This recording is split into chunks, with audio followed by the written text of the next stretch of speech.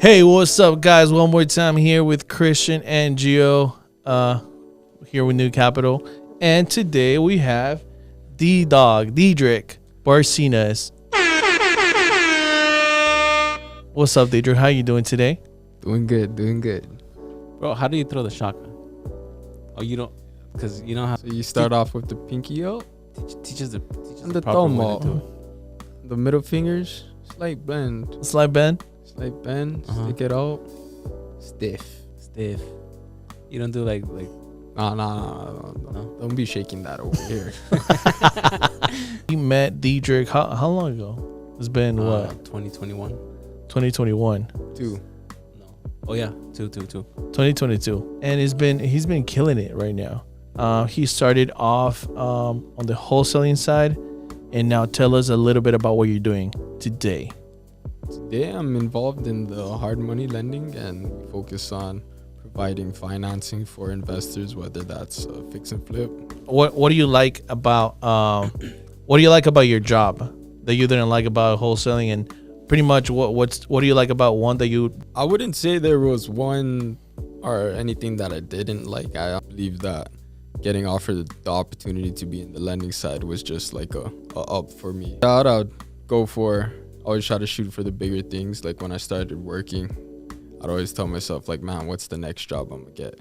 And then I got to and just, mapping out where I'd like to see myself in the next 5 years and what are the tools that I'm gonna be using to help me get there. And wholesaling was where it started at first.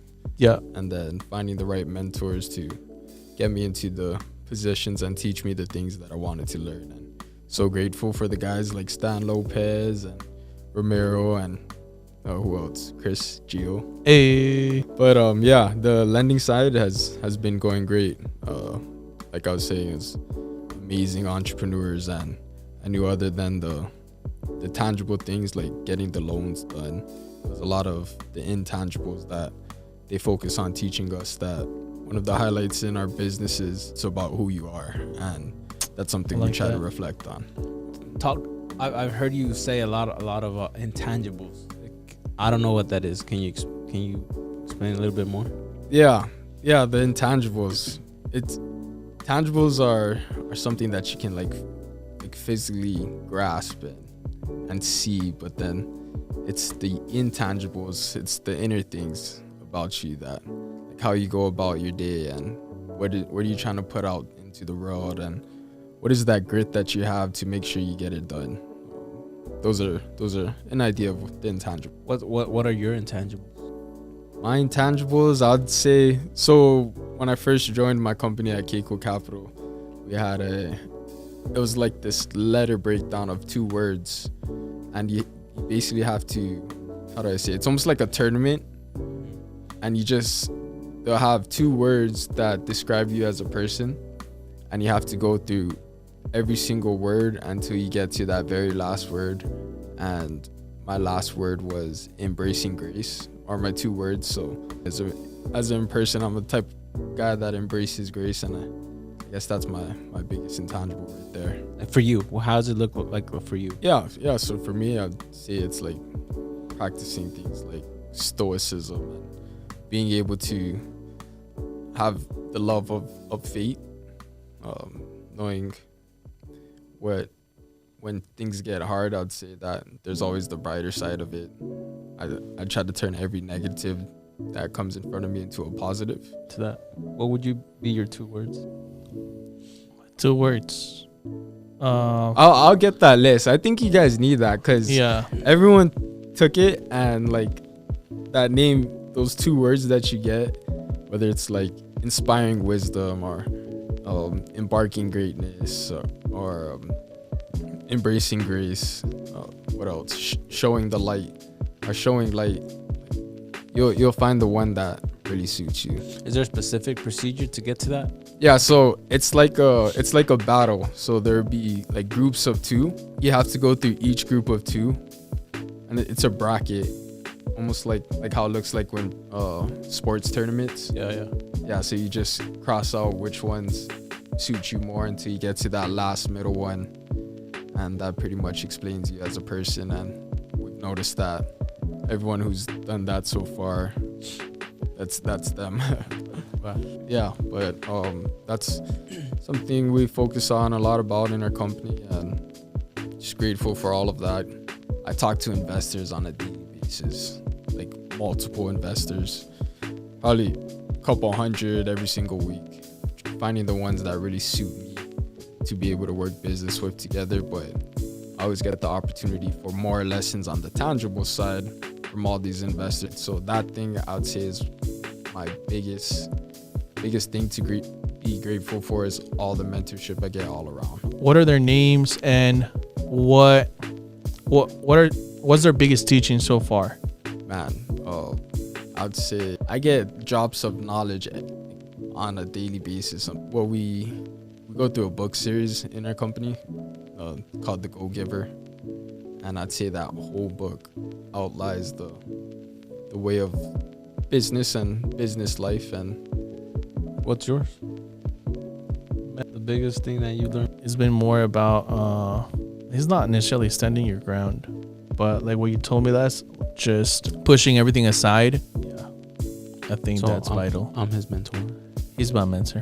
you guys are my mentor too. Yeah. So yeah, I don't want to say there's anything specific. I want to say there's knowledge that you could gain from everyone around you, and it doesn't have to be a crazy mentor that's super ahead of you. It could be a business partner. It could be someone that's just around you. Something that they say they share with you could be very profound. Right. I agree. How about you, homie? Me what? What is something that really impacted you? That one. That's probably the main one for me. Like, get rid of the stuff. To me, I have a very specific situation where I'm time limited to do something, and Yeah. I mean, that was taught in college, where you had a deadline and you waited last minute until to do the stuff. I don't know if that happens to you, No, I'm always ahead of the game. No, I know exactly what you mean. but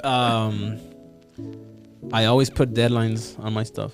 Yeah. Like, I have this amount of time to do Right. what I want to do. Yeah. So I have to True. get rid of the stuff that does not align with my goal. Yeah, because I got better on the goal setting stuff, like pretty much not paying attention or not trying to distract myself with other stuff, but putting deadlines. Yeah. I have a task list right now of more than 100 tasks. I've seen it. And for that, Do you put deadlines on your stuff? Of course, time block. Deadlines, like, hey, I have. Oh to yes, I have to talk to 100 people before the end of the day. yes, And- like SMART goals. Yeah. How about in your life? You do it in business, but how about your life? Oh yes. So I work on. Yeah. Okay, that's another thing that I'd say I'm grateful for. Spoken about a lot with the guys I'm around now. It's work on building our 4 pillars in life, and whether that be health, wealth, love, or happiness, and what goals are we setting that can help us build that, and then what deadlines are we setting us to get that point. Jir again, it gave me this, I don't know what to call it, like teaching, I guess. A lot of people worry about money. If you need it, you need it. It's helped me see money as a tool to gain knowledge, right? Right. So I want to say before, I don't know.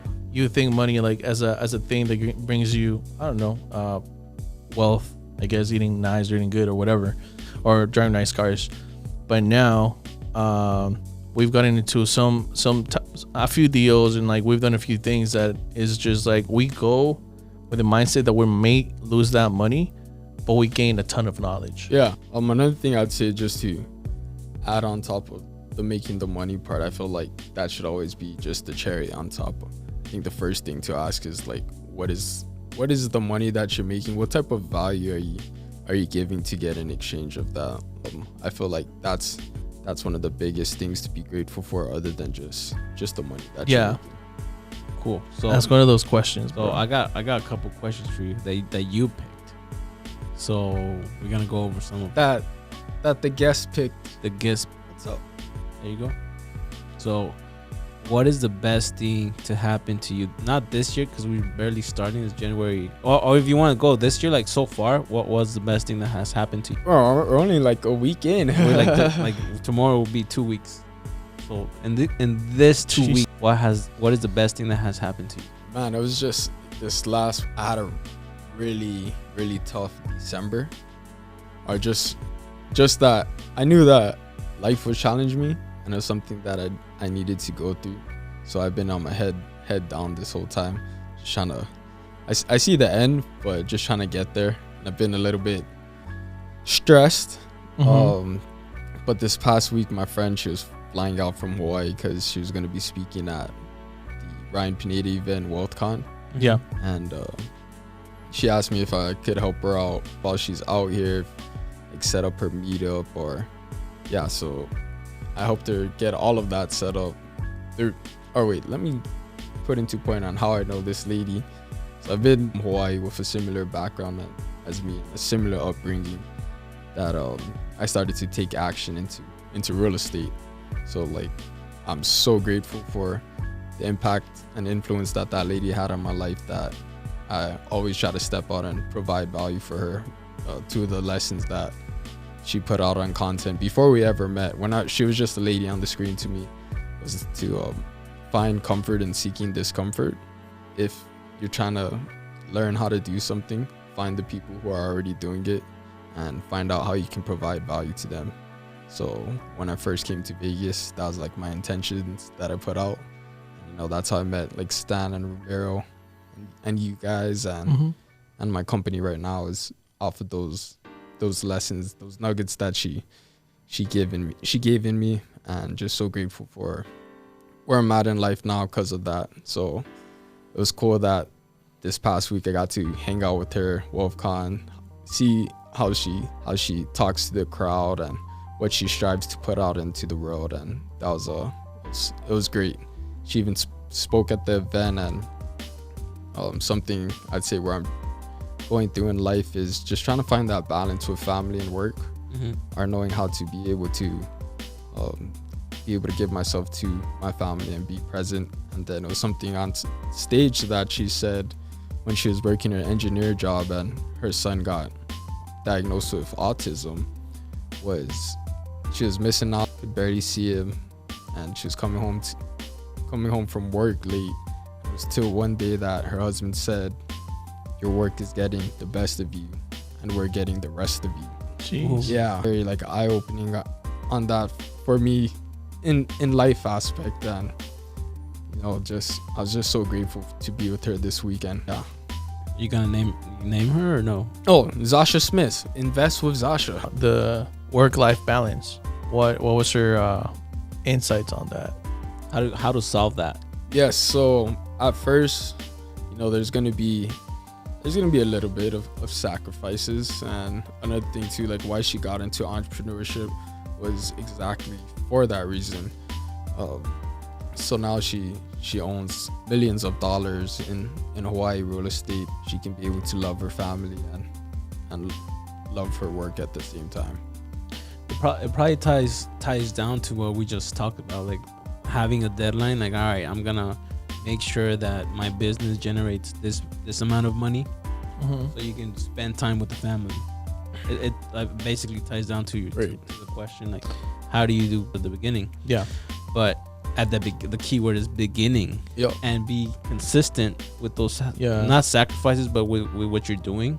So you can there's a deadline, and you can achieve it by then. Yeah. Because if you don't put a deadline, you're gonna have those sacrifices forever. Right, you're gonna be miserable. Yeah. I'd say deadlines would help out a lot. Like I know some people, when the moment it hits 5 o'clock, the work that's not on their mind.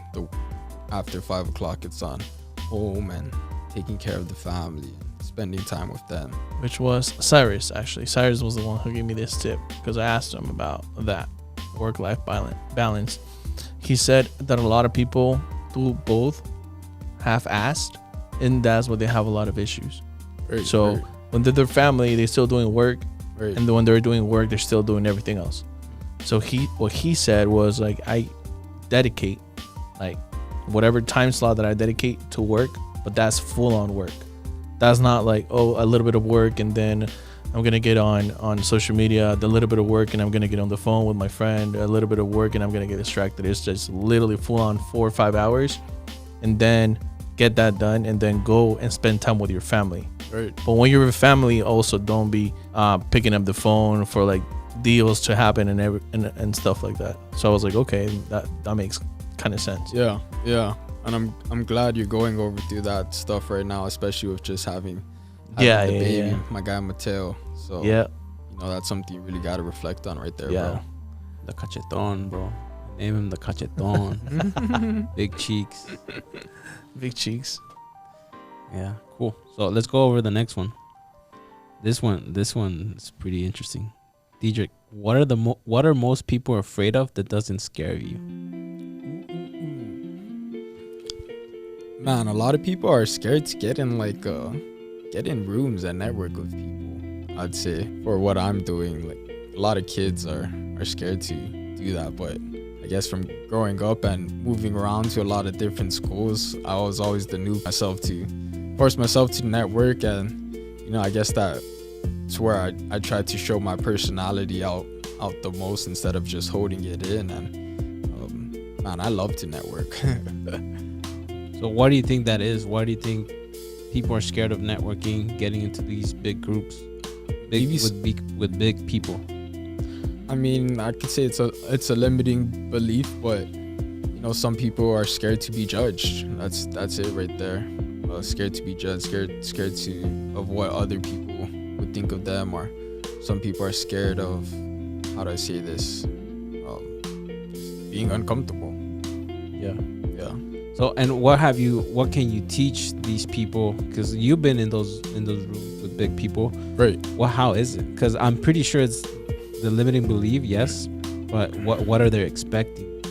What are these scared people thinking in their mind, and what's the reality of that when you walk into those rooms? Yeah, well, especially from my experience as being the youngest one in the room, 99% of these meetups and things like that is that like you can expect that everyone's pretty much welcoming. They wouldn't be there to not network.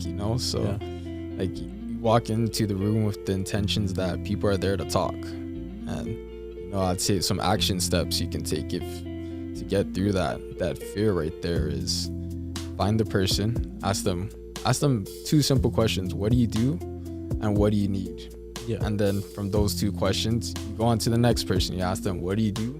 What do you need? You just start stacking that up. Next thing you know, you have a list of 10 people, 20 people. And then after that, you'll start seeing the people that you can just connect to each other. And man, trickle down effect from there. Yeah.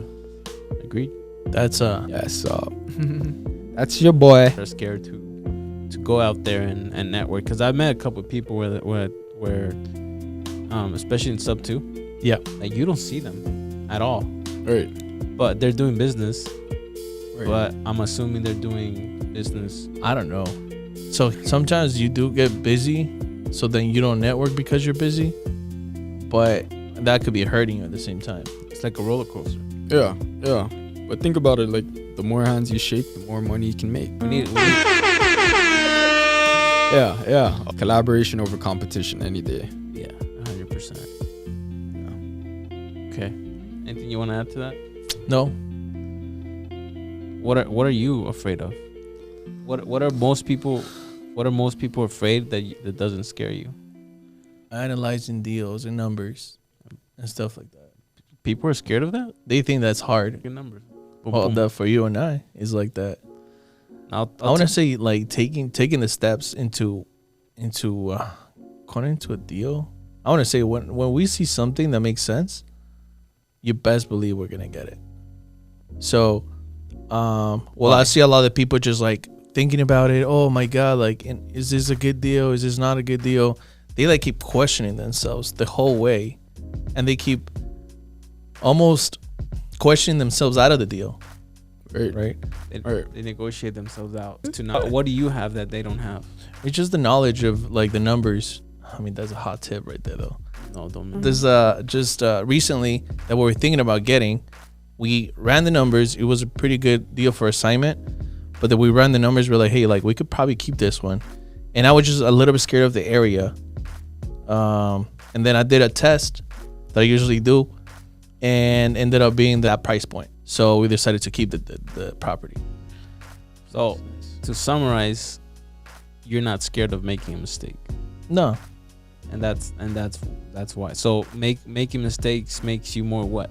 Knowledgeable. And experience. Experience, yeah. You cannot buy experience. Yeah, That's the exactly. one thing you cannot buy. You cannot buy experience. So essentially, and that ties with the money issue, the money thing, right? Right. So I'm not scared to do a deal and then be wrong. I'm not scared to make mistakes. I'm not scared to lose money. Yeah, I'll get mad at the moment, but I'll learn. But at the same time, I will not be like, hey, this mistake represents me as a person. I'm a failure. I'm this, I'm that. Yeah. Like, no. Yeah, you should No always be turning those mistakes into lessons. No way. I don't think that once you get to the mistake, you're at a complete failure, you know? If anything, you're failing forward. Yeah. Yeah. And if anything, what you want to do is fail faster and fail harder with bigger problems. So, what's your biggest mistake that you've learned from the most? Let me rephrase that. That is a good one. I'd say stressing out over things that I didn't need to be stressing out.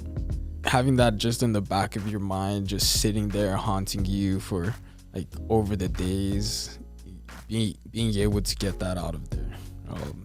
Yeah, I'm very religious, so just put my faith into God and. So yeah, that's one way to do it. You know how we talk about how successful people are religious Yeah. because they put faith in God. Happens. Yeah. So Yeah. that's a must. But A benefit.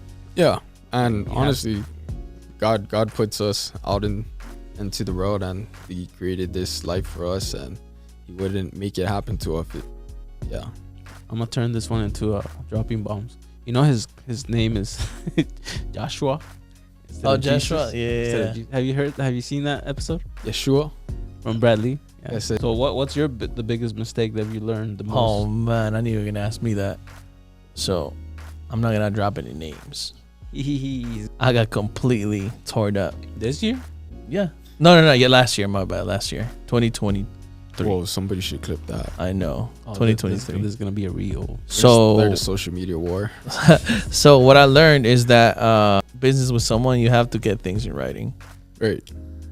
It's great to trust people, but just know that the majority of people get greedy when it's about money, and things change Yeah. once money is involved. Yes. Oh, 100%. And you do not it's crazy that even people that you could be close with, they'll change. They'll change on you. And I mean, it is what it is.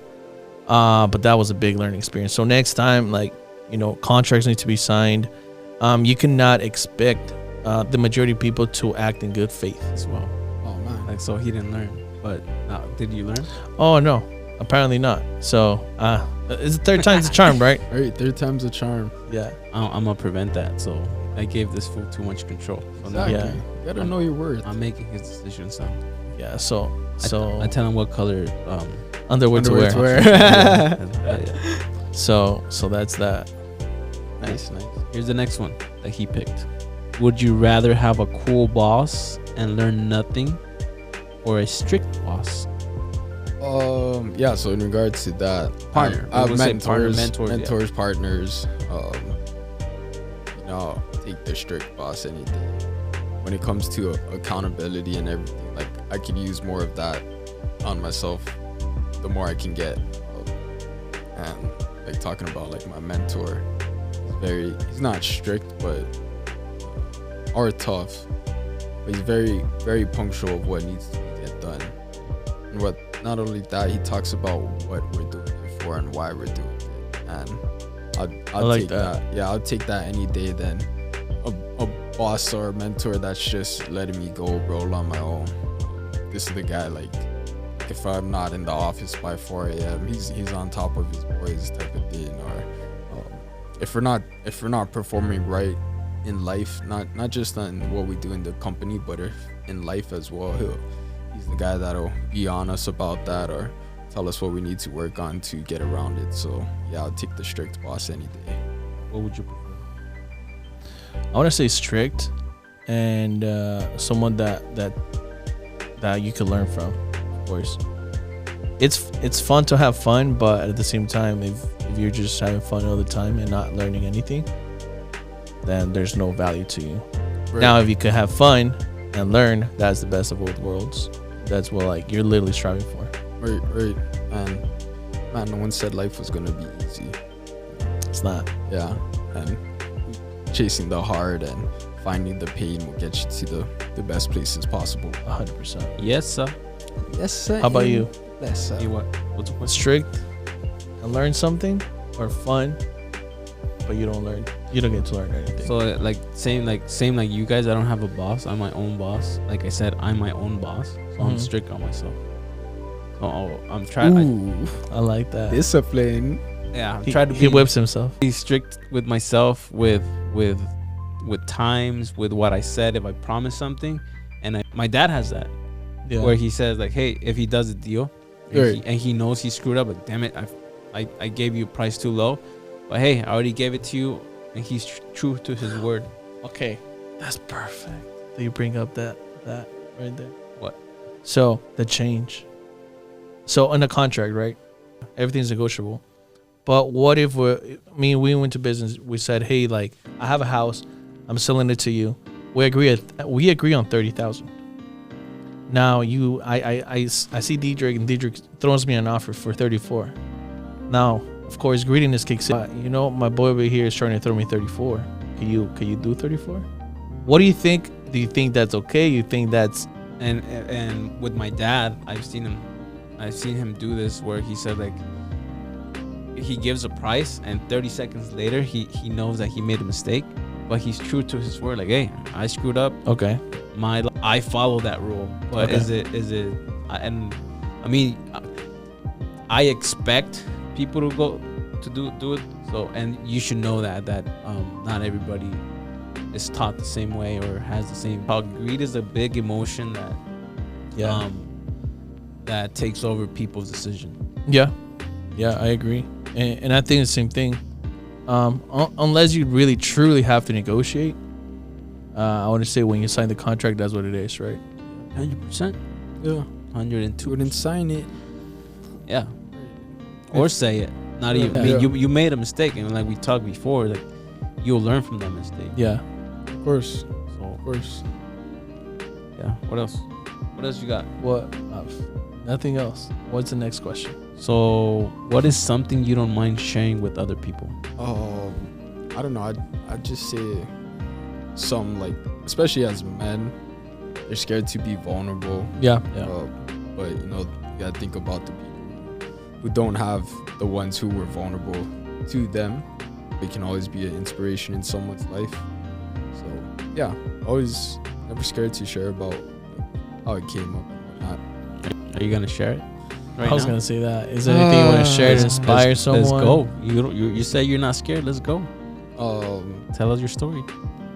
All about like what got me into entrepreneurship and starting off from being born in Guam. It's not even a state, it's a U.S. territory, total opposite side of the Pacific Ocean, and to having my special needs sister and our family having to move to Hawaii for better medical care. And I was so grateful to be living in Hawaii, be raised in Hawaii, because I feel like that shaped a lot of the person I am today. Even though times growing up in Hawaii was pretty hard, some rough times that I don't need to share about, but I got a lot of those intangible lessons, whether it be from my community, the teachers, or my football coaches, the uncles and aunties of my friends that I grew up with.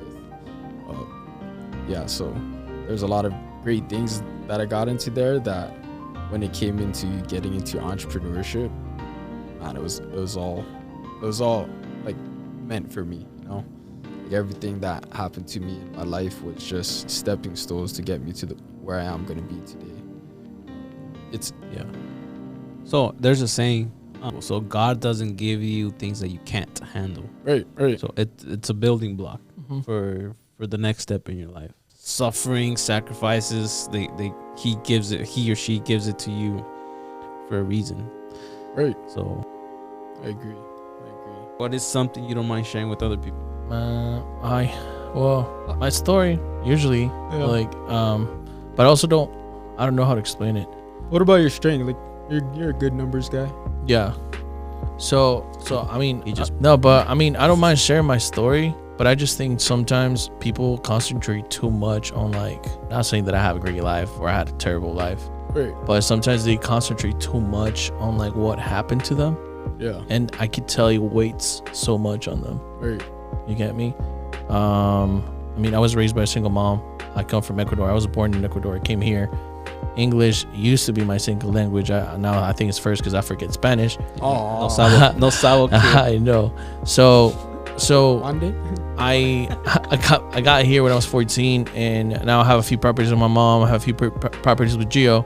So pretty much, what I'm trying to get at is, don't let your past situations weight on you too much, Right. for good or for bad. Just thought that stuck with me.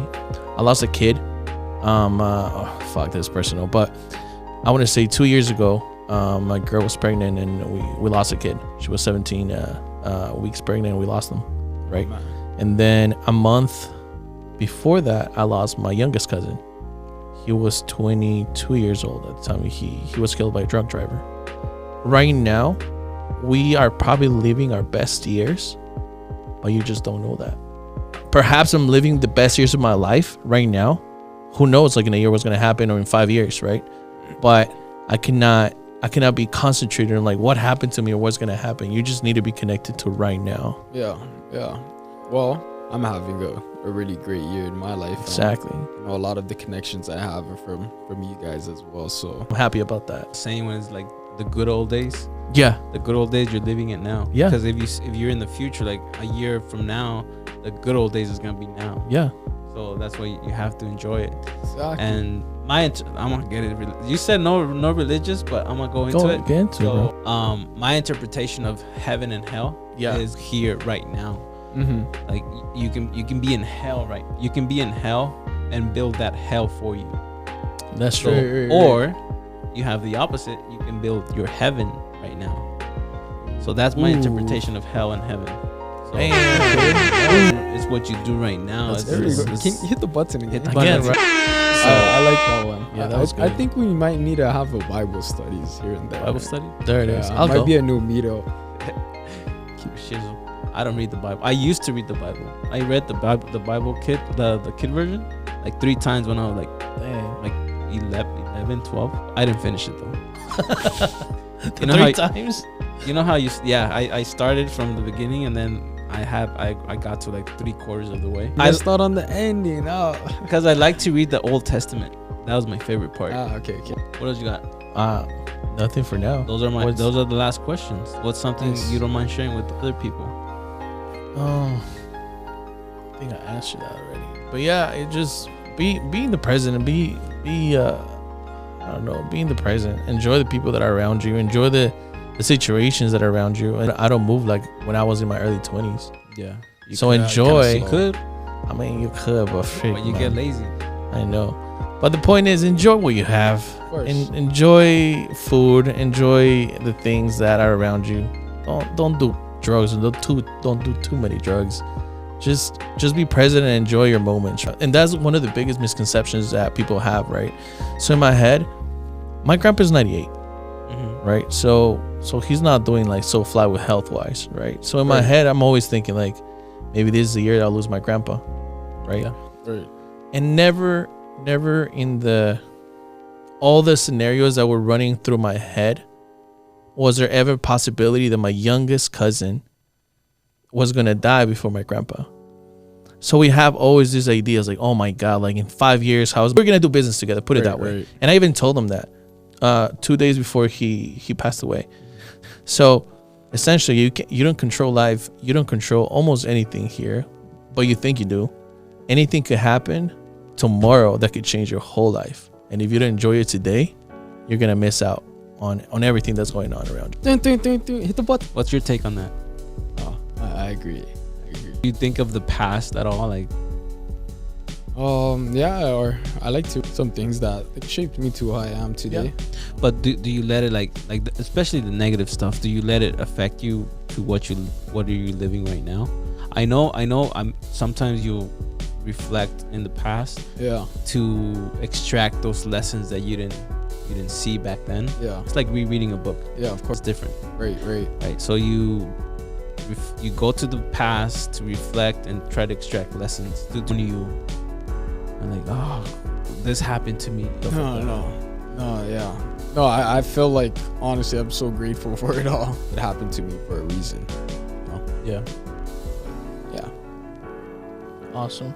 I want to say, I just have an issue with people that feel bad and feel bad one time, even 2 or 3 times, but don't get stuck in a negative feeling. But I think it's a mindset thing. You think so? I think so. It is a mindset thing. I mean, you see me trip over stuff, Yeah. and then Slap the I shit like out of you. I get mad.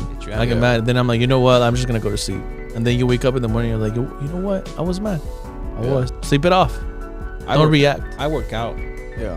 I mean, Yeah. I don't get mad too much. So you can There's Well, buff guy. I don't work out too much. no, exactly. There's what is it called? Coping Thing in the mechanism. Go Giver book. It says there's a difference between responding and then there's a difference between reacting.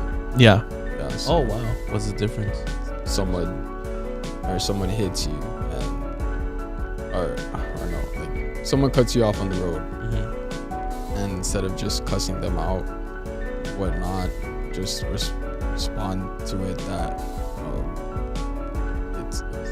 it's nothing to be like stressed out about. Like if you went through that same thing that you'd be stressed out about 1,000 times, I bet at the 1,000th time you wouldn't be so stressed out about it as the first time that it happened to you. Oh yeah. 100%. Yeah. What else do you learn from that book? I've seen it around. I've never read it. Oh, you gotta hop on it. Read it. You gotta hop on it. Give us a little thing from it.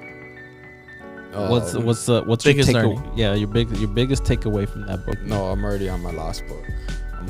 I'm on Go Give, and there's Go Giver Sells More, and Go Giver Leader, Go Giver Influencer, on Go Giver Marriage. That one we're still debating if we're gonna read that one, but went through all of it. I'd say serving others. Yeah, that's it right there. Biggest takeaway: person who serves the most makes the most. He put Bam. that thing- repeat it again. The person who serves the most makes the most. Person. This is what I was telling you earlier. We were just talking about that yesterday. It was not yesterday. It was this morning. Oh, it was this morning. Yeah. We just absolutely talked to Brad Lee podcast he had a guest in there. I forgot his name, but he was saying that in order to make the most money, and this is just money oriented, but don't pay attention to this. You help the most people. So it ties into this. Yeah. Like I tell people, People are gonna be grateful forever. exactly. Yeah. Sometimes I connect 2 people to close a deal together, and I tell them just take me out to dinner. You know, these guys owe me one. Yeah, we Yeah. do. Oh, It's that. actually Paulito, that one. Paulito, if you're hearing this out, bro, Oh, yeah. take us out to He's buffet. on vacation. He's always on vacation. Takes on vacation he does a deal and then he goes on vacation for 2 months. Hey, but he's enjoying it. He's If that's the enjoying life he wants to live. Hey, let him. He's living the life. Follow him the next day. We'll go to Bali. it. Oh, yeah. Oof, that'll be nice. Definitely. We also Def. have list. Right. I have a travel specialist. Yeah. Hey. All right, guys. Well, it's been a pleasure to having you, Dedrick, today. And, man, I'm so happy, so proud of the person you're becoming, the professional you are, and the person that you are, most of all. You're a Appreciate positive person. And, yeah, thank you for being you, and thank you for being here with us. Anytime. Thank you guys. Thanks, man. Aloha. Bum, bum, bum, bum, bum. That's it.